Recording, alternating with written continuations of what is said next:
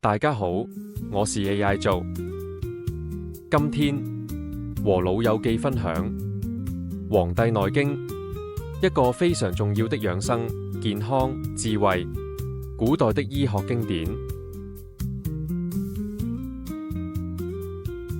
一般學界都將《黃帝內經》視為中醫最重要的古典經典之一。現存內容通常分為素問與靈樞。《黃帝內經》的核心思想其實很簡單，專注於順應自然，保持身體平衡。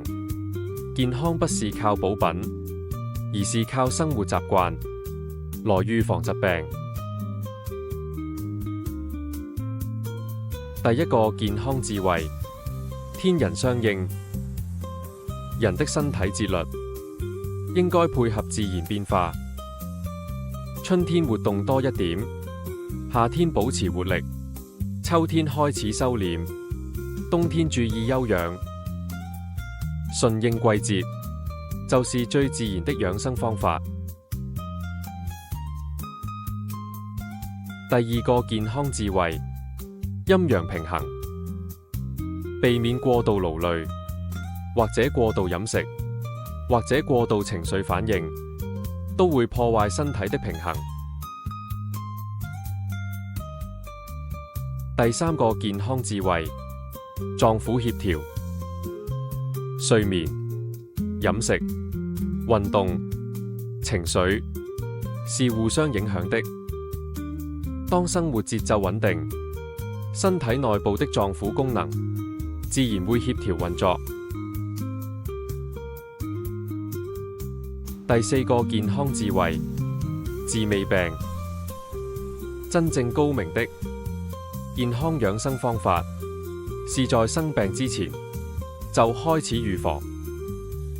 例如，保持規律作息、健康飲食、適度運動，這些習慣比任何補品都更重要。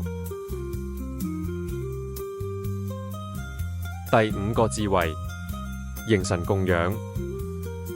養生不只是養身體，還要養心情。保持愉快，保持社交，保持生活節奏，對健康非常重要。《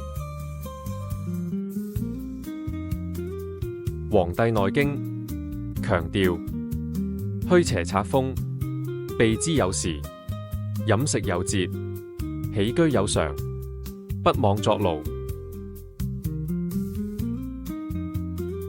養生不是一味追求激烈改造，也不是迷信速效方法。老友記可由每日嘅良好生活習慣開始，保持固定睡眠時間，食物以溫熟、易消化為主，心境平和，唔使樣樣都咁急，唔好太執着，學識感恩，動得適度，每日喐一喐，每天行30分鐘或者60分鐘都已經很好了。另一方面，晚餐唔好太遲太飽，晚上少睇太多負面新聞，避免影響老友記的情緒。特別提醒：若出現體重突然下降、持續發燒、黑便、呼吸困難，必須先作正規醫療評估，不能只談養生。